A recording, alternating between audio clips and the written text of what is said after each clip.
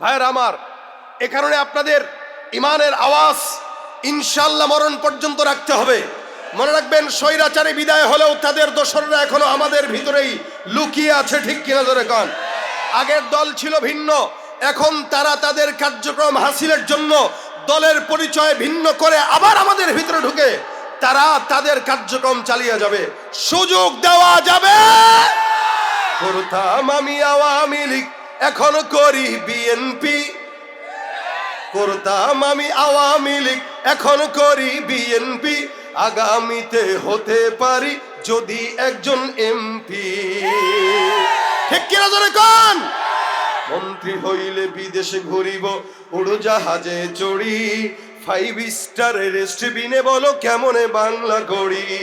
মন্ত্রী হই, এটা নিয়ত আর কি। কারণ কিছু মুনাফিক আছে যারা ওই দল থাকে ওই দলের সভাপতি হয়, আবার পরের দল আসলে পরের দলের সেক্রেটারি হয়। এদের হালত হইল মুযাবযাবিনা বাইনা যালিক, লা ইলাহা উলা ওয়ালা ইলাহা উলা।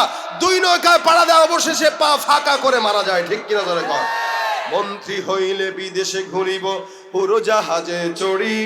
5 স্টার রেস্টুরেন্টে বলো কেমনে বাংলা গড়ি। বাংলাদেশের মূর্খ জনতা বুঝিতে চায় না কিছু, দল বদলাই যাহাদের লাগি তাহারাই লাগে পিছু।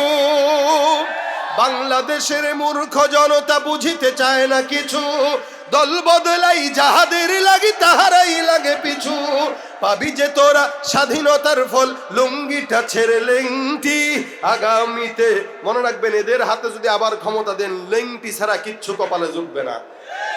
আমি আবারও বলছি, আগেও বলেছি, ভাইরা আমার, এই দেশের 53-54 বছর স্বাধীনতার, যদিও তারা বলতো এই 53-54 বছরে ক্ষমতার পালাবদল হয়েছে, শান্তি আসে নাই। এক সরকার গিয়েছে আর এক সরকার এসেছে, দুর্নীতিতে বারবার চ্যাম্পিয়ন হয়েছে। সুতরাং মনে রাখবেন, ইসলাম ছাড়া, কোরআন ছাড়া, খেলাফত ছাড়া, শরিয়ত ছাড়া, হুকুমত ছাড়া বাংলার জমিনে কোনোদিন শান্তি আশা করা যায় না। এজন্য ভাইরা আমার, যতদিন থাকবো ইসলামের পক্ষে, দ্বীনের পক্ষে রাজি আছি ইনশাআল্লাহ। কারা কারা রাজি আছি দু হাত তুলে দেখায় দেন। নারায়ে তাকবীর। আল্লাহ কবুল করুক, বলেন আমিন। এজন্য হার হালতে, প্রত্যেকটা ক্ষেত্রে আমরা আমাদের হৃদয়ের ভিতরে শুধুমাত্র আমাদের মালিক আল্লাহ পাক রব্বুল আলামিনের ভয় ঢুকাবো ইনশাআল্লাহ। এ সবক আল্লাহ পাক আমাদেরকে দিয়েছেন। এ কারণে আল্লাহ পাক কোরআনে জায়গায় জায়গায় জায়গায় জায়গায় একই কথা বারবার পুনরাবৃত্তি করেছেন। কেন? একই কথা বারবার যখন বলা হয় তখন বান্দা বুঝে যে এটা গুরুত্বপূর্ণ। তা আল্লাহ পাক গুরুত্ব বুঝাতে যে এক এক কথা বারবার বান্দাকে স্পষ্ট করেছেন।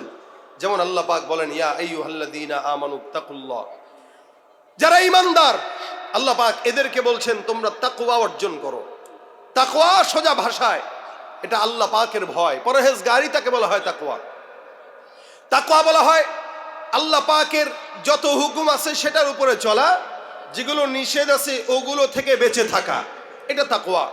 হযরত ওমর ফারুক রাদিয়াল্লাহু তাআলা আনহু বলেন, তাকওয়া এটা এমন একটা জিনিস, কাঁটাযুক্ত পথে তোমরা যখন কেউ হাঁটবে, ওই কাঁটাযুক্ত পথে যখন হাঁটবা কিভাবে হাঁটো? পাকে কাঁটা থেকে বাঁচায় বাঁচায় হাঁটি। হযরত ওমর বলেন, এটার নামই তাকওয়া। সারা জিন্দেগিতে এই পর্যন্ত, হায়াত থেকে মওত পর্যন্ত, জীবনে যতদিন চলবো, সামনে মাঝখান দিয়া গুনাহের কাঁটা থাকবে, শিরিকের কাঁটা থাকবে, জেনার কাঁটা থাকবে। হযরত ওমর বলেন, কোন বান্দা যদি তার জিন্দেগিকে এই গুনাহের কাঁটা থেকে বেছে বেছে চালাতে পারে, ওটাকেই বলা হয় মুত্তাকি। জোরে বলেন সুবহানাল্লাহ। এজন্য আল্লাহ পাক রব্বুল আলামিন মুত্তাকি হবার সবক প্রত্যেকটা ঈমানদারকে দিয়েছেন। কোরআনে আল্লাহ পাক বলেন, ওয়া মান ইয়াত্তাকিল্লাহা ইয়াজআল লাহু মাখরাজা, ওয়া মান ইয়াত্তাকিল্লাহা ইয়াজআল লাহু মাখরাজা। আমার আল্লাহ পাক বলেন, কোন বান্দা যখন আল্লাহকে ভয় করে, তাকওয়া অর্জন করে, আমার আল্লাহ পাক রব্বুল আলামিন তাকওয়া অর্জন করার কারণে ওই বান্দার সামনে যত বন্ধ দুয়ার, সব বন্ধ দুয়ারগুলোকে আল্লাহ পাক রব্বুল আলামিন সুন্দর করে খুলে দিয়ে দেন। ইমানদারেরা, ভাইরা আমার, খুব বুঝবেন, এখানে আমরা যারা বসবাস করতেছি, আমরা যারা আছি, প্রত্যেকটা মানুষের সামনেই বিপদ, প্রত্যেকটা মানুষ পেরেশানির মধ্যে থাকে, প্রত্যেকটা মানুষ বিপদগ্রস্ত, প্রত্যেকটা মানুষের দুঃখ আছে, কষ্ট আছে। আমার আল্লাহ পাক রব্বুল আলামিন বলেন, কোন ইমানদার বান্দা যদি বিপদের মধ্যে আল্লাহকে বন্ধু বানায়, কোন ইমানদার বান্দা যদি অন্তরের মধ্যে আল্লাহর ভয় রাখে, তাকওয়া অর্জন করে, এই মুত্তাকীদেরকে আমি আল্লাহ সকল প্রকার বিপদ আপদ বালা মুসিবত থেকে হেফাজত করে বান্দাকে সফলতার দ্বার প্রান্তে নিয়ে যাব। এই জন্য আমার আল্লাহ পাক রব্বুল আলামিন মুমিনদেরকে সুন্দর করে ঘোষণা করে দেন, ইয়া আইয়ুহাল্লাযীনা আমানুত্তাকুল্লাহ। আল্লাহ পাক কাফেরদেরকে তাকওয়া অর্জন করার কথা বলেন নাই, ইহুদি নাসারাদেরকেও তাকওয়ার কথা অর্জন করার কথা বলেন নাই। আল্লাহ পাক আগে ডাক দিয়েছেন, ইয়া আইয়ুহাল্লাযীনা আমানু। আল্লাহ পাক আপনার মতো আমার মতো নালায়েক না খানদানা চিজ বান্দাদেরকে এমন একটা মহব্বতের শব্দ দিয়ে ডেকেছেন, ওই শব্দটা কি বলে? মুমিন শব্দ। আল্লাহ পাক চাইলে এখানে অন্যান্য ইহুদি নাসারা খ্রিস্টান যারা আছে, যারা অন্য পয়গম্বরের উম্মত, তাদেরকে যেভাবে ডেকেছেন সেভাবে আমাকে ডাকতে পারতেন। আল্লাহ পাক রব্বুল আলামিন পূর্ববর্তী কিতাবগুলোতে অন্যান্য নবীদের উম্মতদেরকে বলেছেন, ইয়া আইয়ুহাল মিসকিন। কখনো কখনো ফকির, কখনো মিসকিন, কখনো ভিন্ন ভিন্ন নাম দিয়ে ডেকেছেন, নাস শব্দ ব্যবহার করে ডেকেছেন। কিন্তু আপনার মতো আমার মতো আখির জামানার পয়গম্বরের উম্মত যারা, আমার আল্লাহ পাক আপনাকে আমাকে এত এত সম্মান দান করলেন, যার কারণে আল্লাহ পাক ইনসানও বলেন নাই, নাসও বলেন নাই, আল্লাহ পাক মিসকিনও বলেন নাই। আপনাকে আমাকে আল্লাহ পাক চমৎকার একটা নাম দিয়ে ডেকেছেন, ইয়া আইয়ুহাল্লাযীনা আমানু, অর্থাৎ হে ঈমানদারের দল। জোরে বলেন সুবহানাল্লাহ। আমার আল্লাহ পাক আপনাকে আমাকে নাম দিয়েছেন কি বলেন? মুমিন। কি দিয়েছেন? আল্লাহ পাক আপনাকে আমাকে মুমিন বলে ডেকেছেন, যার কারণে আল্লাহ পাক মুমিনদেরকেই তাকওয়াবান হইতে বললেন, তাকওয়া মুত্তাকি হইতে বললেন। ঈমানদারেরা এমনিই তো মুত্তাকি। আমার আল্লাহ পাক আবার কিতাবের মধ্যে শুরুর আয়াতে বলেন, আল্লাযীনা ইউমিনুনা বিল গায়ব ওয়া ইউকিমুনাস সালাতা ওয়া মিম্মা রাযাকনাহুম ইউনফিকুন। এর আগের আয়াতে আল্লাহ পাক বলেন, যালিকাল কিতাবু লা রাইবা ফিহি হুদাল লিল মুত্তাকিন। এই কোরআনে যা যা কিছু আল্লাহ পাক রব্বুল আলামিন বর্ণনা করেছেন, সব কিছু বান্দার জন্য হেদায়েতের রাস্তা। আর এই কোরআনটাই একমাত্র বান্দাকে মুত্তাকি বানানোর জন্য পথ প্রদর্শন হিসেবে কাজ করে। আপনি আমি এমনিই তো মুমিন, মুমিনরা তো এমনিই মুত্তাকি বলে না। না, মুমিন এক জিনিস, মুত্তাকি এক জিনিস। এখানে আমরা যতগুলো মানুষ আছি সবাই তো নিজেদেরকে ঈমানদার বলে দাবি করি, কিন্তু অনেক বান্দারা আছে যে অধিকাংশই নামাজ আদায় করে না। এমন এমন মানুষ আছে যারা ফজরের নামাজ পড়ে না, এমনকি জুমার দিনেও নামাজ পড়ে না। নিজেকে মুমিন দাবি করে, মুসলমান দাবি করে, জুমার নামাজ আদায় করে না। নিজেকে ইমানদার দাবি করে, ফজর নাই, জোহর নাই, আসর নাই, মাগরিব নাই, এশা নাই, এরপরেও ইমানদার দাবি করে। আল্লাহ পাক রব্বুল আলামিন বলেন, এই ইমানদার যতই দাবি করুক না কেন, আমি আল্লাহ ঘোষণা করলাম, ওয়া মিনান নাসি মান ইয়াকুলু আমান্না বিল্লাহি ওয়া বিল ইয়াউমিল আখির ওয়া মা হুম বিমুমিনিন। আল্লাহ পাক রব্বুল আলামিন বলেন, মানুষের মধ্যে এমন একদল বান্দা থাকবে যারা নিজেরা নিজেদেরকে ঈমানদার বলে আল্লাহ পাক রব্বুল আলামিন বলেন তারা দাবি করবে। এরা মানুষকে বলে বেড়াবে আমিও মুমিন, সেও মুমিন। কিন্তু আমার আল্লাহ বলেন, যতই মুমিন দাবি করুক না কেন, আমি আল্লাহ রব্বুল আলামিন বললাম এরা মুমিন নয়, এরা হলো মুনাফিক, এরা বেঈমান। মুমিনের লেবাস লাগায় দেয়, কিন্তু নামাজ নাই, রোজা নাই, হজ নাই, যাকাত নাই, গুনাহ করে, গীবত, শিকায়াত, পরনিন্দা, প্রতিহিংসা। আল্লাহ পাক রব্বুল আলামিন বলেন, এই সমস্ত খারাপ বদগুণ যদি কারো মধ্যে থাকে, সে মুত্তাকি হতে পারে না। মুত্তাকি বান্দা তো চিন্তা করবে হার হালতে আল্লাহ পাক রব্বুল আলামিন আমাকে দেখে, আপনাকে দেখে। একজন মুত্তাকি বান্দা নামাজের মধ্যে যখন দাঁড়াবে, সে চিন্তা করবে দেখেন আল্লাহ। একজন মুত্তাকি বান্দা যখন গুনাহ করতে যাবে, গোপনে চিন্তা করবে দেখেন আল্লাহ। এ মুসলমান, আল্লাহ পাক রব্বুল আলামিন এটাকেই মুত্তাকি বললেন। যেই মুত্তাকি এটা ইবাদত বন্দেগী যা কিছু আছে প্রত্যেকটা পদক্ষেপে চিন্তা করবে আপনাকে আমাকে দেখেন কে। এ ভাইরা আমার, এই জন্য হাদিসে জিবরিলের মধ্যে রাসূল করিম সাল্লাল্লাহু আলাইহি ওয়াসাল্লামের কাছে জিবরিল ফেরেশতা এসে ডাক দিয়ে বলেন, ইয়া রাসূলুল্লাহ মাল ইহসান। ইহসান কি জিনিস? আল্লাহর নবী ডাক দিয়ে বলতেছেন, আনতা আবুদাল্লাহ কান্নাকা তারা ফাইন লাম তাকুন তারাহু ফাইন্নাহু ইয়ারাক। ইহসান এমন একটা জিনিস, তাকওয়া এমন একটা জিনিস, কোন বান্দা যখন ইবাদত বন্দেগী করবে, আল্লাহ পাক রব্বুল আলামিনের কাছে সিজদায় পড়ে যাবে, দান সদকা করবে, এমন বান্দাটা যে ব্যক্তিটা প্রত্যেকটা ইবাদতের মধ্যে চিন্তা করবে কি আনতা আবুদাল্লাহ কাআন্নাকা তারা। আল্লাহ রাসূল বলেন তাকওয়া এমন একটা জিনিস যে তুমি ইবাদতের মধ্যে আল্লাহ পাক রব্বুল আলামিনকে দেখতেছো। আর যদি হালতটা এমন না হয় ফাইল্লাম তাকুন তারাহু ফাইন্নাহু ইয়ারাক, হালতটা যদি এমন না হয় তুমি তোমার আল্লাহকে দেখো। আমার আল্লাহর হাবিব সাল্লাল্লাহু আলাইহি ওয়াসাল্লাম বলেন ইবাদতের মধ্যে এমন খেয়াল রাখো তুমি তোমার আল্লাহকে না দেখলেও প্রত্যেকটা ইবাদতের মধ্যে তোমার মাওলায় তোমারে দেখতেছেন। সুবহানাল্লাহ। দেখেন কে? আল্লাহ। নামাজের মধ্যে আল্লাহ পাক রব্বুল আলামিন দেখেন, এটাই হলো মুত্তাকির কারবার।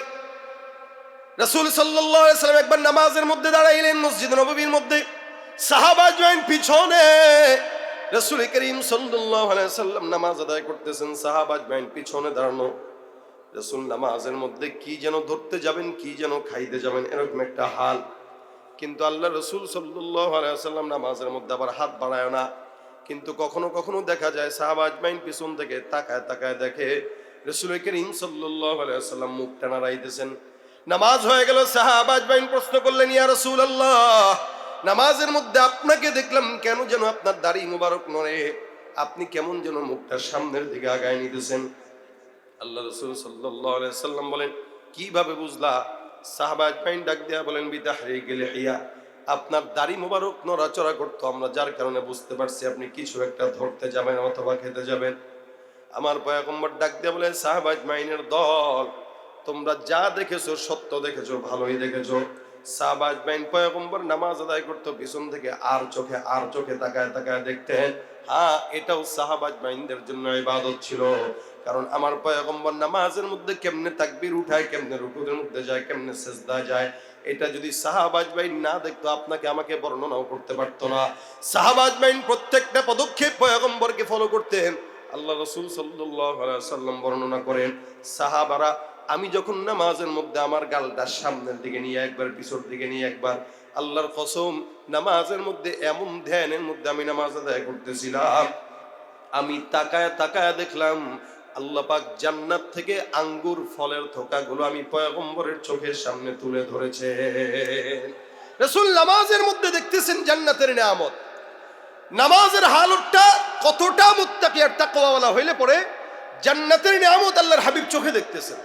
আর আমরা নামাজের মধ্যে তো মসজিদের সামনে যত ক্যালেন্ডার আছে সব ক্যালেন্ডার পড়া হয়ে যায়, সামনে এই ক্যালেন্ডার, ওদিকে ওই ক্যালেন্ডার। একবার নামাজের মধ্যে দাঁড়ায় একবার সামনে তাকায় দেখে লালবাতি জ্বলাকালীন সুন্নতের নিয়ত করা নিষেধ, একবার ওদিকে চোখ, আরেকবার ক্যালেন্ডারে চোখ, আরেকবার সামনের ওই জায়গায় মোবাইল বন্ধ রাখুন, এই যে দেখছে লেখা এখনকার ইন্দ্রাইলা মোবাইলটা কি খোলা না চালু দেখি, বন্ধ, তখন মোবাইল পকেটে হাত দেয়।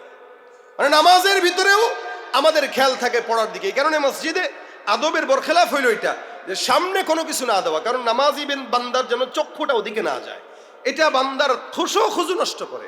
খুশু নষ্ট যখন হয় ওই নামাজ কতটুকু কবুল হয় এটা আল্লাহ মাবুদ জানে আর সে জানে। এই জন্য আল্লাহ রাসূল সাল্লাল্লাহু আলাইহি ওয়াসাল্লাম বলেন, মুত্তাকি হও, এমন ভাবে ইবাদত করো যেন তোমার মাওলায় দেখে অথবা তুমি তোমার মাওলারে দেখো।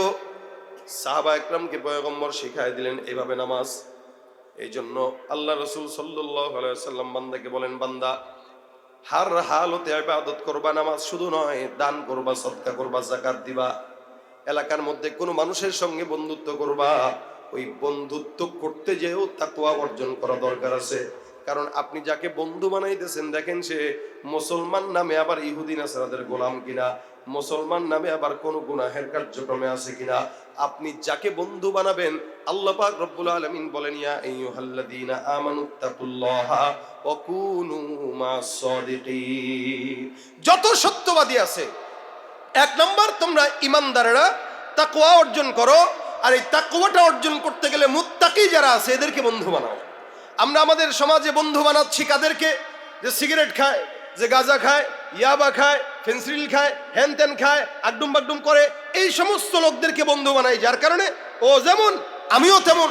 অথচ বন্ধু যদি কোনো নামাজি হয়, জিকিরওয়ালা হয়, ইমানদার হয়, তাহলে ওই বান্দাটা বন্ধুর কারণেই জান্নাতে যাবে।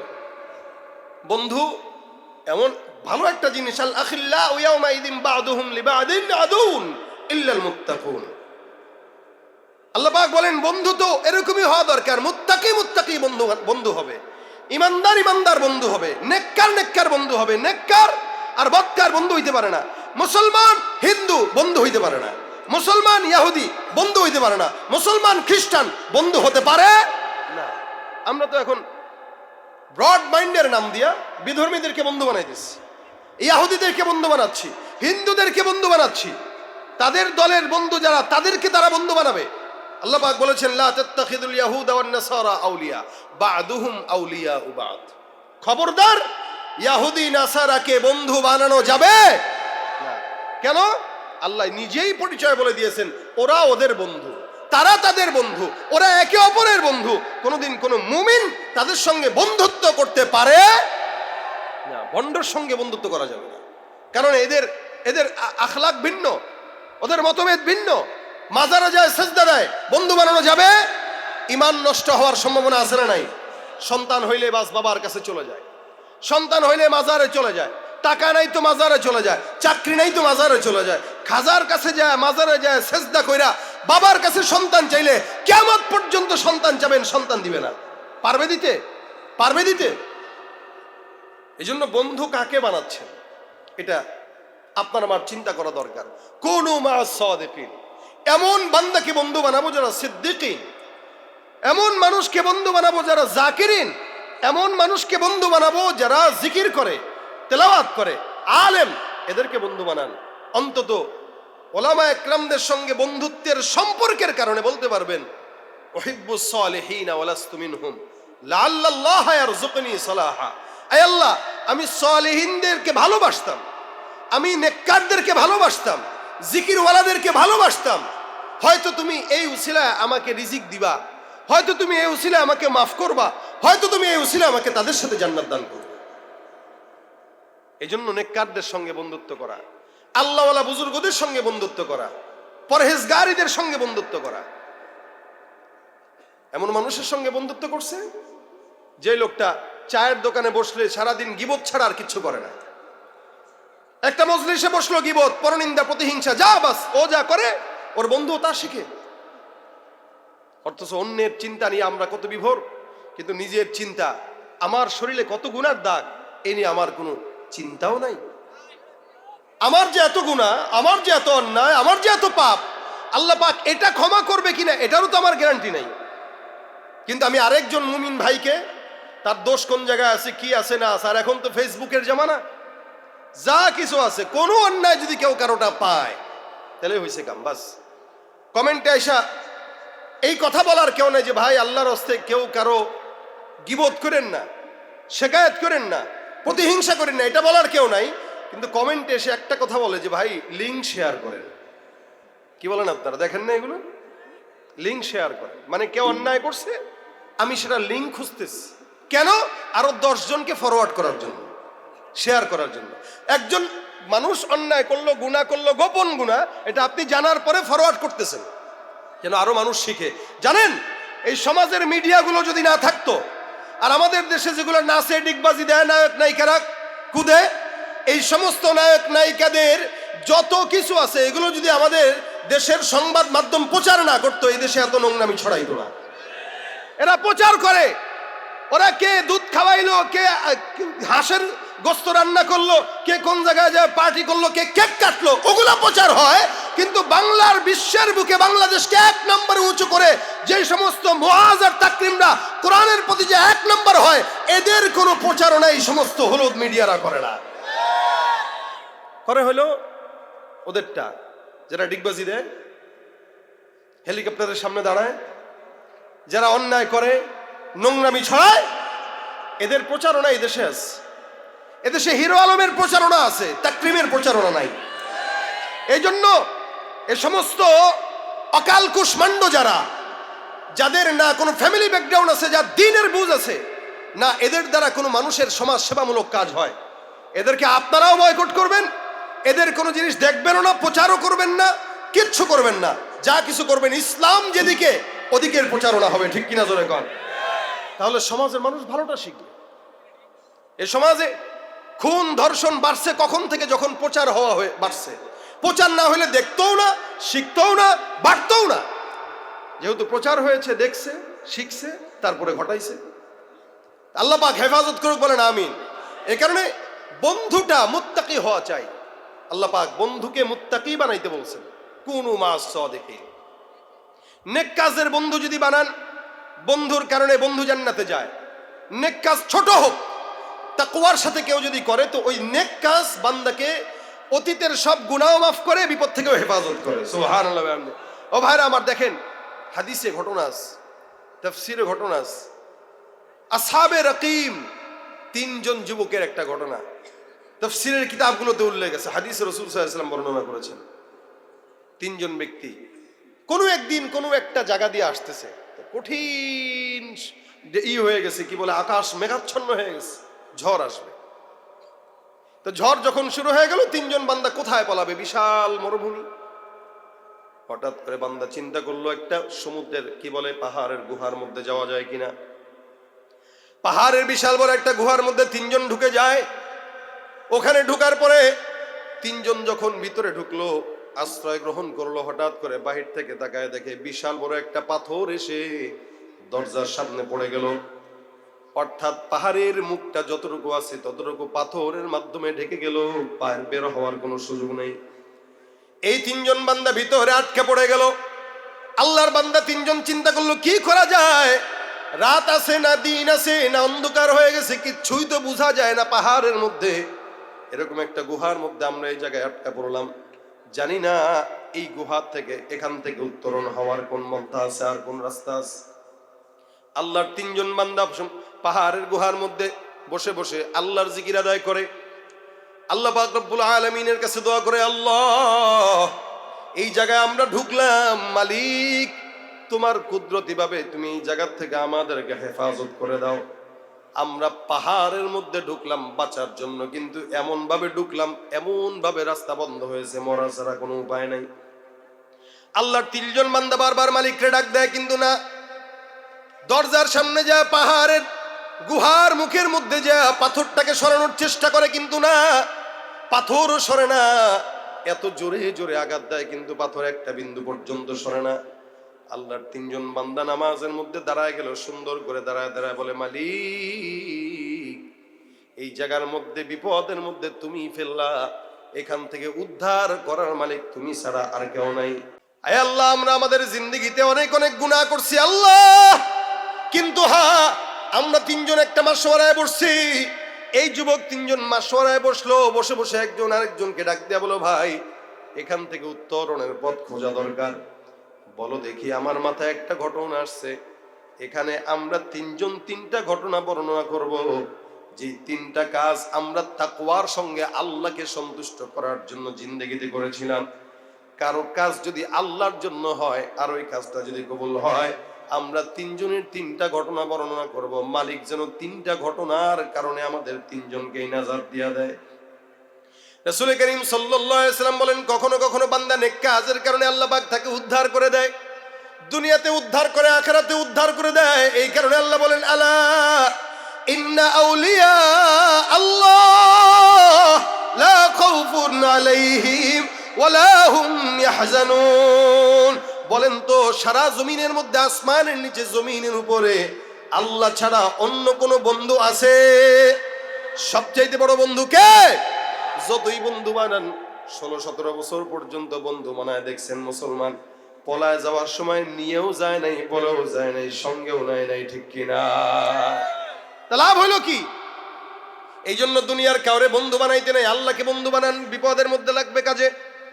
তিনজন বান্দা একসঙ্গে হয়ে বলতেছে, ভাই আমি আমার জিন্দগির সর্বপ্রথম ঘটনা বর্ণনা করব, তোমাদের যদি পছন্দ হয় তোমরা আল্লাহর কাছে বলবো আমার ঘটনাকে উদ্দেশ্য করে। এই ঘটনার বিনিময়ে আল্লাহ যেন আমাদেরকে এখান থেকে হেফাজত করে। এবার যুবকটা বর্ণনা করা শুরু করে দিল, আল্লাহ পাক রব্বুল আলামিন সাক্ষী থাকো, আমি একদিন এরকম এরকম একটা অবস্থার সম্মুখীন হলাম। বলে, কি অবস্থা? বলে, আল্লাহ পাক রব্বুল আলামিন আমাকে অনেক সম্পদের মালিক বানিয়েছিল। সম্পদগুলোর কারণে আমার অনেক কৃষক ছিল, মজুর ছিল, যারা আমার কাছে কাজ করত, কাজের জন্য যারা আবার বেতনও পাইত, সকাল থেকে রাত পর্যন্ত কাজ করবে, এই কাজের বিনিময়ে এক একজন 10 দিরহাম করে বেতন পেত। সবাইকে একদিন মাস শেষে বেতন দিয়ে দিলাম। হঠাৎ করে একজন লোক আসছে, এ আমাকে ডাক দিয়া বলে, যুবক বিপদের মধ্যে পড়ছি, তুমি আমাকে বেতনটা 5 দিরহাম বাড়ায় দাও। আমি তাকে 5 দিরহাম বাড়ায় দেই নাই বলে রাগ করে সে 10 দিরহাম বেতন না নিয়ে আবার চলে গেল। বেতন 10 দিরহাম, কথা ছিল 10 দিরহাম দেব, 10টাই দিছি, কিন্তু সে নেয় না, বেশি দেওয়া লাগবে দাবি করে। এই লোকটা যখন বেশি দাবি করলো, আমি দিলাম না, লোকটা এখান থেকে চলে গেল। আমি চিন্তা করলাম, লোকটা যেহেতু আমার কাছে 10 দিরহাম পাওনা আছে, 10 দিরহাম নিজে খরচ করার দরকার নাই, এই 10 দিরহামটা সুন্দর করে কাজে লাগায় দেই। ওই 10টা দিরহাম নিয়ে আমি সুন্দর করে রেখে দিলাম, তার নামে রেখে দিলাম, আর বললাম, মালিক ওই 10 দিরহামটা তোমার জন্য আমি রেখে দিলাম। এই বান্দাটা যদি কোনোদিন এখান থেকে আসে, আমি ওই বান্দাকে আবার 10 দিরহামটা দান করে দিব। না না, চাইলে খরচ করতে পারতাম, কিন্তু করি নাই। একদিন, 2 দিন, 3 দিন, কিছুদিন আগে ওই লোকটা আমার দরবারে হাজির হয়ে গেল। আমি চিনতে পারলাম না, লোকটার দাড়ি পাকা, চুল পাকা। আমাকে ডাক দেয়া বলতেছে, যুবক ভাই, তোমার কি মনে পড়ে আমি তোমার কাছে চাকরি করতাম, 10 দিরহাম বেতন পাইতাম, কিন্তু তুমি 10 দিরহাম বেতন দাও নাই। আমি তোমার কাছে বেতন নেওয়ার জন্য আসলাম, দয়া করে আমার বেতনটা ফেরত দাও। বলেন তো, আমাদের দুনিয়ার কোনো মানুষ যদি হতো 14 বছর পরে কেউ যদি বেতন নিতে আসতো, বেতন কি দিতনি? না। এরকম ভালো মানুষ বর্তমান সময়ে নাই বললেই চলে।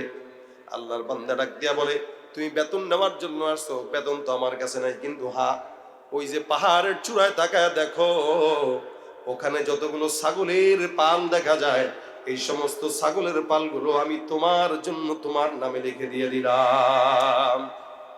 পাবে 10 দিরহাম, বিশাল বড় ছাগলের পাল লিখে দিয়ে দিল। মুরব্বী লোকটা ডাক দিয়া বলে, তুমি কি আমার সঙ্গে মজা করে? বলে, না। তাহলে আমি পাইলাম 10 দিরহাম, তুমি এতগুলো ছাগলের পাল কেন দাও? যুবক ডাক দিয়া বলতেছে, বৃদ্ধ, তুমি যেদিন আমার থেকে 10 দিরহাম না নিয়ে চলে গেছো, আমি চিন্তা করলাম, মালিক নাজাতের জন্য তোমার ভয় অন্তরের মধ্যে রেখে এই টাকাটা আমি খরচ করলাম না। এই 10টা দিরহাম দিয়ে আমি কিছু ছাগল খরিদ করলাম, করার পরে ছাগলগুলো পাললাম, ওখান থেকে বাচ্চা হলো, সেখানে আবার পাললাম, সেখান থেকেও বাচ্চা হলো। আমি চাইলে আজকে তোমাকে 10 দিরহাম দিয়ে বিদায় করতে পারতাম, পাওনা দিয়ে দিতাম, কিন্তু না না, সেদিনের টাকা দিয়ে আমি ছাগল কিনে রাখলাম। তার মানে এই ছাগলের মূলধন যেহেতু তোমার বেতন, আল্লাহর কসম, আল্লাহকে সন্তুষ্ট করার জন্য নাজাতের উসিলায় এই সমস্ত ছাগলের পালগুলো তোমার জন্য তোমার নামে লিখে দিলাম। যুবকটা এই কথা বললো, মুরব্বীটা শুনে শুনে ডাক দেয়া বলো, যুবক, আমার বৃদ্ধ বয়সে যেই লোকটা আমার সমস্ত বিপদ থেকে আসান করলো, হে মালিক আল্লাহ, এই বান্দাটাকেও বিপদের মুহূর্তে তুমি বান্দাকে হেফাজত করে দিও। আল্লাহ পাক রব্বুল আলামিনের কাছে ঘটনা বর্ণনা করে এবার যুবকটা ওসিলা তালাশ করে বলে, মালিক, যেই লোকটা আমার জন্য দোয়া করছে, আর যেই ঘটনাটা আমি তাকওয়া অর্জন করার জন্য তোমার ভয় নিয়ে এই কাজটা করেছিলাম, আল্লাহ তুমি যদি আমার এই ঘটনাকে পছন্দ করে থাকো আর কবুল মঞ্জুর করে থাকো, এই ঘটনার বিনিময়ে আল্লাহ তুমি আমাদেরকে এই গুহা থেকে নাজাত দেওয়ার ব্যবস্থা করে দাও। ঘটনা বর্ণনা করছে, আল্লাহ পাক রব্বুল আলামিনের কাছে বলছে, আল্লাহ এটার উসিলা এটা দাও। তা আল্লাহ পাক রব্বুল আলামিন সাথে সাথে দোয়া কবুল করছেন। যুবক 3 জন তাকায় দেখে, পাহাড়ের মুখ থেকে পাথরটা কিঞ্চিত পরিমাণে আল্লাহ পাকের কুদরতে ফাঁকা হয়ে গেছে। সুবহানাল্লাহ, আস্তে কইলেন সুবহানাল্লাহ। দেখেন, একটা নেক কাজের ঘটনা। এজন্য যে কোনো কাজ অল্প হোক, আখলিস দীনাক ইয়াকফিকাল আমালুল কলিল, কাজ ছোট হোক, নিয়ত যদি সহি হয়, অল্প আমলই নাজাতের জন্য কি হয়, যথেষ্ট।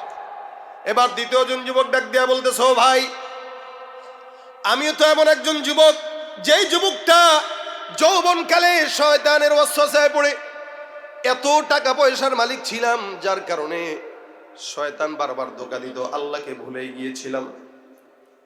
একদম নিজের আমোদ প্রমোদে প্রত্যেক ঘন্টা ব্যস্ত ছিলাম। হঠাৎ করে আমার পার্শ্ববর্তী এলাকার একজন বোন আমার কাছে একদিন এসে ডাক দেয়া বলো, যুবক ভাই, আমার অনেক এত পরিমাণে অভাবগ্রস্ত হয়ে গেছি, দয়া করে আল্লাহর রাস্তায় আমাকে 100 দিরহাম ধার দিবানি।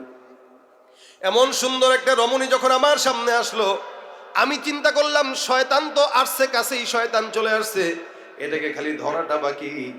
যুবতীটাকে আমি অফার দিয়া বললাম, ঠিক আছে 100 দিরহাম তোমাকে দিব, 100 নয় 1000 দিরহাম দেব, তবে শর্ত হইল একটা রাত আমার সঙ্গে তুমি কাটাবা, কারণ তোমাকে আমি দিল থেকে মহাব্বত করি, একটা রাতের জন্য যাই।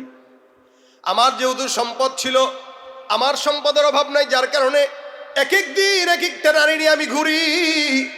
এই মেয়েটা যখন আমার কাছে আসছে, মেয়েটাকে আমি অফার দিলাম, মেয়েটাও রাজি হয়ে গেল। আমি চিন্তা করলাম, হ্যাঁ এতদিন পর মনে হয় আমার মনের বাসনা পূরণ হবে। পরের দিন রাত্রিবেলা মেয়ে আমার ঘরের মধ্যে হাজির। যখন মেয়েটা আসলো, মেয়েটাকে আমি ঘরের মধ্যে নিলাম, দরজা বন্ধ করলাম, জানালাও বন্ধ হয়ে গেল।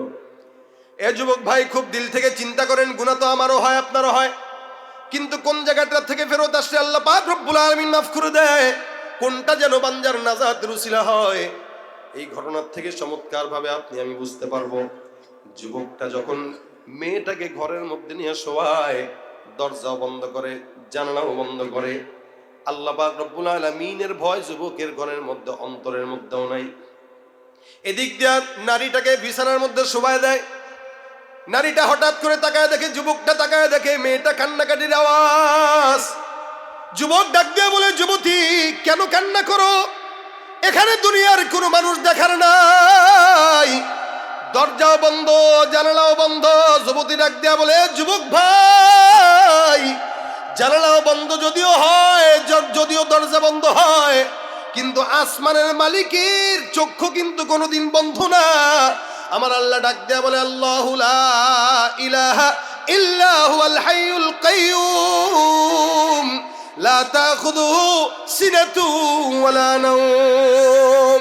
আল্লাহ পাক রব্বুল আলামিন এমন একজন কুদরতওয়ালা মালিক যে আল্লাহ পাক রব্বুল আলামিন বান্দার সবকিছু দেখে। মনে রাখবেন, এলাকার মেম্বার ঘুমাইলে এলাকা চলে, এলাকার চেয়ারম্যান ঘুমাইলে এলাকা চলে, দেশের প্রধানমন্ত্রী ক্ষমতায় না থাকলেও দেশ চলে, লেকিন আল্লাহ পাক ঘুম তো দূরের কথা, তন্দ্রাচ্ছন্ন হইলে এলাকা চলে না। আমার আল্লাহ পাক ঘুমানো না, তন্দ্রাচ্ছন্ন হন না, প্রতিটা নিয়ত আল্লাহ পাক রব্বুল আলামিন বান্দার সঙ্গে আছে। যার কারণে প্রথম আসমানে এসে যে গভীর রাতে ডাক দেয়, হে যুবক, হে আমার বান্দা, এমন কোন চানেওয়ালা সুচা আমি আল্লাহ বান্দা তোমাকে দেওয়ার জন্য তৈয়ার। এমন কোন বন্ধু দেখবেন না যে এই বন্ধু আপনাকে ডেকে ডেকে দেওয়ার জন্য পাগল। আমার আল্লাহ পাক রব্বুল আলামিন বান্দাকে ডেকে ডেকে দেয়। বান্দা মায়ের পেট থেকে বান্দা বের হওয়া পর্যন্ত নয়, বরং জান্নাত কবর পর্যন্ত প্রত্যেকটা বান্দাকে রহমত আর বরকত দেনওয়ালাকে আল্লাহ পাক রব্বুল আলামিনের মতো বন্ধু আর দুনিয়াতে আর কেউ আছে নাকি? বলেন তো, জোরে বলেন, বন্ধু কে? শিশুকালে মায়ের দুধে বাঁচাও খোদা প্রাণ, মায়ের স্নেহে বেড়ে উঠি তোমার অবদান। বন্ধু হয়ে ভালোবাসা, বন্ধু হয়ে ভালোবাসা ছড়াও জগৎময়। তোমার মতো প্রিয় বন্ধু যার হৃদয়ে রয়, তার কি আর থাকতে পারে, তার কি আর থাকতে পারে চিন্তা মৃত্যুর ভয়। তোমার মতো প্রিয় বন্ধু যার হৃদয়ে রয়। বন্ধুকে জবানটা খুলে বলেন আল্লাহু আকবার। এ ভাইরা আমার, এই যুবকটা ডাক দিয়া বলে, তুমি কেন কান্না করো? কেউ দেখার নাই। যুবতী ডাক দিয়া বলতেছে, কেউ দেখার না থাকলে আল্লাহর চক্ষু তো বন্ধ নাই, মালিক তো আসমান থেকে দেখে। ওই যে আমি তাকায় তাকায় যেন দেখতেছি আমার আল্লাহ পাক আমার উপরে রাগান্বিত হয়ে যেতেছে। যুবক ভাই, মনে রাখবা, কোন বান্দা যখন গুনাহ করে, জমিন বান্দার জন্য বদদোয়া করে, আবহাওয়া বদদোয়া করে, আসমান বদদোয়া করে, ফেরেশতারা বদদোয়া করে। এই যুবক, ইত্তাকুল্লাহ, এই কঠিন মুহূর্তটাকে তুমি অন্য কারো ভয় নয়, আল্লাহর ভয় হৃদয়ে ঢুকাও। মহিলাটা কান্না করে করে যখন এই কথাটা বলল, যুবকের অন্তরের মধ্যে আল্লাহর ভয় সৃষ্টি হয়ে গেছে। যুবকটা কাঁপতে কাঁপতে ওখান থেকে লাফ দিয়ে বিছানা থেকে বাইরে চলে যায়। আর মহিলাটাকে ডাক দিয়ে বলে, যুবতী বোন, এমন একটা কথা বললা, এমন একটা সময়ে, যেই সময়টা আমার সম্পূর্ণ শয়তান আমার কাঁধের মধ্যে ভর করলো, কিন্তু তুমি আমার মালিকের ভয় অন্তরের মধ্যে ঢুকায় দিলা। আল্লাহর কসম, এরকম পরিস্থিতিতে আমি আমার জিন্দগিতে কোনোদিন পড়ি নাই। আমার দিলটা বলতেছে আল্লাহ যেন আমাকে এই মুহূর্তে রাগান্বিত হয়ে জমিনটা ফাঁক করে দিবে, যেন আমি ভিতরে ঢুকে যাব। আল্লাহর কসম, তুমি আমাকে আল্লাহর ভয় শিখাই দিলা। তাকওয়া কাকে বলে শিখাইলা। যাও যাও, 1000 দিরহাম তোমার জন্য আমি হাদিয়া রাখলাম। যদিও আমি তোমাকে পাইলাম, তোমার উপরে উঠছিলাম, কিন্তু আল্লাহর ভয় অর্জন করে আমি তোমার সঙ্গে কোনো খারাপ কাজ করি নাই। এই কাজটা কেবলমাত্র শুধুমাত্র আমি আমার মাওলার মহব্বতে করছি। সুবহানাল্লাহ কয় না? এ মুসলমান, এরকম অবস্থার যুবক কি বর্তমানে আসেনি কেউ? না। আল্লাহ পাক রব্বুল আলামিনের বান্দা কতটা আল্লাহকে ভয় করলো, তাকওয়া অর্জন করলো। একটা পুরুষ নারীর দেহের উপরে উঠে যেও আবার ওখান থেকে ফেরত এসে বলতেছে, আমি আমার মাওলাকে ভয় রেখে আমি অন্তরের মধ্যে এই ভয়টা রাখার পরে আমি আর করলাম না। জগতে আল্লাহর কাছে ডাক দেয়া বলে, মালিক, যেই বান্দা তোমার ভয়ে গুনাহ থেকে নিজেরে বাঁচাইছে, আল্লাহ তুমি ওই বান্দাকে গুনাহ থেকে এবং সকল বিপদ থেকে বান্দারে বাঁচায় দিও। এবার যুবক দুইজনকে ডাক দিয়া বলতেছে, যুবক ভাই, আমার এই ঘটনা যদি আল্লাহ পাক রব্বুল আলামিন কবুল করে আর আমি আল্লাহর জন্য যদি করে থাকি, মালিক যেন এই বিপদ থেকে আমাদেরকে উদ্ধার করে নেয়। যুবক এই কথা বলতে দেরি হয়, আল্লাহ পাক পাথরের জবান, পাথরটাকে গুহার মুখ থেকে আরেকটু পরিমাণে সুন্দর করে সরায় দেয়। এমন ভাবে সরলো, ভিতরে রৌদ্র ঢুকতেছে, আলো আসতেছে, কিন্তু একজন যে বের হবে এরকম সুযোগ নাই, কারণ একজন তো বাকি আছে। দুইজনের তাকওয়ার পরীক্ষা চলেছে, আরেকজন বাকি। এবার দুইজন ডাক দেয়া বলো, যুবক ভাই, তুমি যেটা বলবা বেছে বেছে বলবা। জীবনে যত নেকের কাজ করলা, সব নেকের কাজের মধ্য থেকে সবচেয়ে ভালো নেকের কাজ কোনটা, যেটা ওইটাই বলবা। খবরদার, তোমার উপরে নির্ভর করবে এই অবস্থা, আমাদের বাঁচার অবস্থা। যুবক এবার বলা শুরু করে দিল, এ যুবক, আমি এমন একজন যুবক, যেই যুবকের একটা আল্লাহর জন্য তাকওয়া অর্জন করার কাজ আছে। বলে, কি কাজ? আমি সকাল সন্ধ্যা মায়ের খেদমত করতাম, কারণ আমার বাবা ছিল না। প্রতিদিন সকালবেলা বের হয়ে যেতাম ছাগল নিয়ে চড়ানোর জন্য, রাত্রিবেলা আসতাম, মাকে দুধ খাওয়াইতাম, ঘুম পাড়ায় দিতাম। আমার অর্জনটাকে আমি 3 ভাগে ভাগ করতাম, নিজের জন্য, পরিবারের জন্য। নিজের পরিবারের জন্য, মায়ের জন্য 1 ভাগ, আর পাড়া প্রতিবেশীর জন্য 1 ভাগ। এইভাবে আমি আমার সম্পদটাকে 3 ভাগে ভাগ করতাম। প্রতিদিন রাত্রিবেলা যখন আসতাম, আমি আমার মায়ের জন্য দুধ পান করাইতাম, তারপরে ঘুম পাড়ায় দিতাম। একদিন হঠাৎ করে ছাগল চুরি হওয়ার কারণে আমি ঘরের মধ্যে ফিরতে দেরি হয়ে গেল। ঘরে ফিরে দেখি আমার মা বিছানার মধ্যে ঘুমন্ত অবস্থায় আছে। সেদিন আমি আমার মাকে দুধ খাওয়াইতে পারি নাই, না খেয়ে আমার মা ঘুমায় যায়। আমি আমার মায়ের সিতারের সামনে দাঁড়াইয়া 1 গ্লাস দুধ দোহাইয়া আমার মায়ের সিতারের সামনে দাঁড়াই। আমি চিন্তা করি, আমার মাকে ডাকবো নাকি ডাকবো না। আমি আমার মাকে যদি ডাক দেই, মায়ের যদি ঘুম ভেঙে কষ্ট হয়, আবার আমি সরিও না। যদি মা খিদার যন্ত্রণায় ঘুমের থেকে জেগে যায়, আবার যদি দুধ চায়, যদি দুধ না পায়, তাহলে কি হয়? এই কাজ করতে করতে, চিন্তা করতে করতে আমি আমার মায়ের সিতারের সামনে দাঁড়াইছিলাম। এই যুবক, বর্তমানে অসংখ্য যুবক ভাইরা আছে যারা মা বাবার কথাও শুনে না, বিবির কথা শুনে মা বাবার গায়ের মধ্যে আঘাত দিতেও দেরি করে না। 2 দিনের বউ ঘরের মধ্যে এসে মায়ের শত্রু বানায় দেয় ছেলেরে, ভাইয়ের শত্রু বানায় দেয় ভাইয়েরা, আছে না নাই? শুধুমাত্র দিনকে প্রাধান্য না দেওয়ার কারণে কিন্তু এইগুলো হয়। এই কারণে রাসূল করিম সাল্লাল্লাহু আলাইহি ওয়াসাল্লাম বলেন, ফাদফার বিদাতিদ দিন তারিবাত ইয়াদাক। তুমি বিয়ে করার ক্ষেত্রে, বিবাহ করার ক্ষেত্রে দিনটাকে প্রাধান্য দাও। সৌন্দর্য দেখা দরকার নাই, বংশ দেখা দরকার নাই, কোনো কিছু নাও যদি পাও, দিন যদি থাকে, দিনটাকে প্রাধান্য দিলে দুনিয়াও জান্নাত, আখিরাতেও জান্নাত। ঠিক কিনা? এমন বিবি বিয়ে করছে, প্রতিদিন কানের মধ্যে এসে খালি পড়া দেয়, হ্যাঁ আপনার মা তো এই করছে, ওই করছে। আর ছেলেও বাস, বউ যেটা করছে এটা সুন্দর। তো এই সুন্দর বলে কথা, এই সুন্দর বিবির পাল্লায় পড়ে মায়ের উপরে অত্যাচার, বাবার উপর অত্যাচার। শুনেন এই ঘটনা। আল্লাহ রাসূল বলেছেন, আল জান্নাতু তাহতা আকদামিল উম্মাহাত। তুমি জান্নাত কোন পীরের দরবারে যায় খোঁজো মিয়া? পীরের দরবারে জান্নাত খোঁজা বন্ধ করো। মায়ের নিচে আল্লাহ পাক জান্নাত দিয়ে দিয়েছে, মায়ের পায়ের নিচে জান্নাত দিয়ে দিয়েছে। তুমি পীরের দরবারে যায় জান্নাত খুঁজো, পীর নিজে জান্নাতে যাবে, গ্যারান্টি আছে? কে জান্নাতের গ্যারান্টি দিবে? কিন্তু জান্নাতের গ্যারান্টি রাসূল মায়ের পায়ের নিচে দিয়ে দিয়েছেন। খেদমত করবি তো পায়ের নিচে জান্নাত আছে, এটা কিয়ামতের ময়দানে পেয়ে যাবি। সুবহানাল্লাহ। ভাইরা আমার, যুবক ডাক দিয়া বলে, আমি আমার মায়ের বালিশের সামনে দাঁড়াইলাম, দাঁড়ায় দাঁড়ায় এবার চিন্তা করলাম যাবো না ঘুমাবো না কি করব। হঠাৎ করে ভাবলাম, আল্লাহ, এরকম সুযোগ তো একবার আসে, বারবার আসে না। কারণ প্রতিদিন সময় মতো চলে আসে, আজকেই দেরি হয়েছে, এরকম অভ্যাস কোনোদিন হয় নাই, আদত। যেহেতু আসলাম, মাও ঘুমায় আছে, সারাটা রাত মায়ের কাছে দাঁড়ায় দাঁড়ায় মায়ের মিষ্টি চেহারাটা একটু দেখি। এ মুসলমান, কেউ মা বাবার চেহারাও যদি দেখে, আল্লাহ পাক রব্বুল আলামিন তার কবুল হজের সওয়াব দান করে দেয়। সুবহানাল্লাহ। আস্তে কয়, জোরে বলেন সুবহানাল্লাহ। এ ভাইরা আমার, যুবক বলে, আমি মায়ের কিনারায় দাঁড়ায় দাঁড়ায় তাকাই, চেহারাটা এত মধুর। হঠাৎ করে গভীর রাত শেষ হওয়ার পর ফজরের সুবহে সাদিকের সময় আমার মা ঘুম থেকে জেগে তাকায় দেখে আমি আমার মায়ের কিনারার মধ্যে দাঁড়ানো। মা আমার ডাক দেয়া, কি ব্যাপার বাবা, এই জায়গায় তুমি দাঁড়ায় আছো কেন?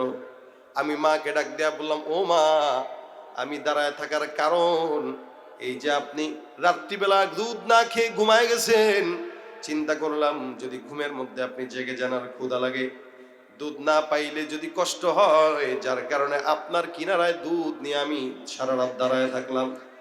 আল্লাহ পাক রব্বুল আলামিনের ওই বান্দা যেহেতু মায়ের খেদমত করলো, মাটা আসমানের দিকে দোয়া করে বলে, আল্লাহ, যেই সন্তান আমি মাকে খুশি করার জন্য সারা রাত আমার কিনারায় দাঁড়ায় আছে, মালিক, আমি মা হয়ে দোয়া করলাম, এই আমার সন্তানকে সমস্ত বিপদ থেকে আল্লাহ তুমি হেফাজত করো।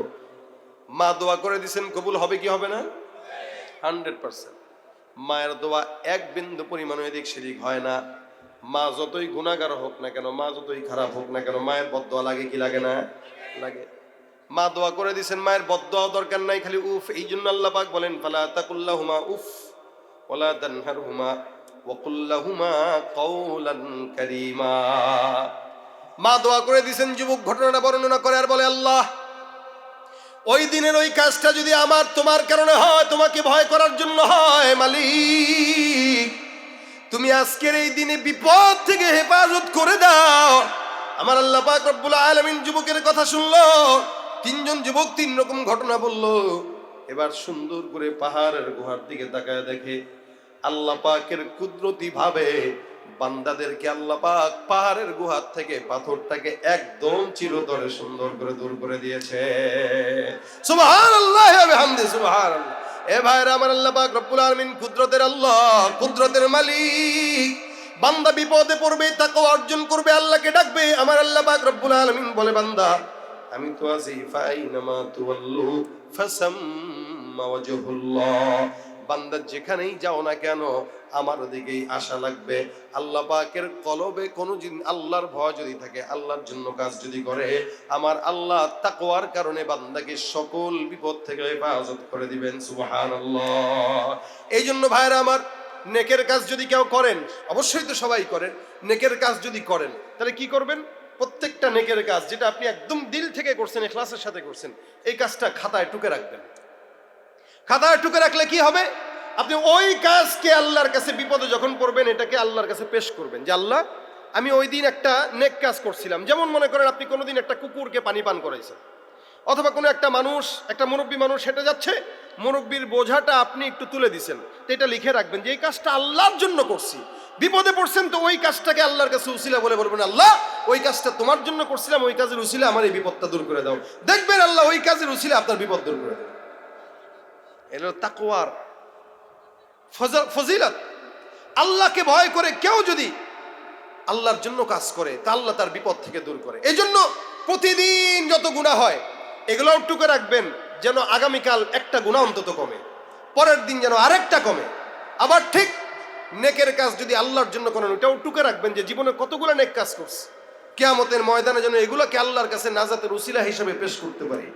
আল্লাহ পাক যেন আমাদের সকলকে তৌফিক দান করে, বলেন আমিন। এই জন্য আল্লাহর কাছে দোয়া চাই, আল্লাহ পাক হারাম থেকে বাঁচাক, আমাদের অন্তরে তাকওয়ার মেডিসিন ঢুকায় দেখ, বলেন আমিন। নারায়ে তাকবীর, জোরে জোরে লিল্লাহে তাকবীর। মুফতি ওলিউল্লাহ সাহেব হুজুরের আগমন, শুভেচ্ছা, স্বাগতম। মাশাআল্লাহ, হুজুর আসছেন। অনেক মুরব্বী মানুষ এবং অনেক প্রবীণ বক্তা, আপনারা হজরতের চমৎকার জ্ঞান গর্ভ আলোচনা শুনবেন ইনশাআল্লাহ। তারপরে আজকের মাহফিলের প্রধান বক্তা আব্দুর রহিম মাদানী সাহেব আসবেন। এক একজনের থেকে এক একজন কাটটা শুনবেন, কাটটা নিবেন। আলহামদুলিল্লাহ, একজন মানুষের যেটা পছন্দ হয় সেটা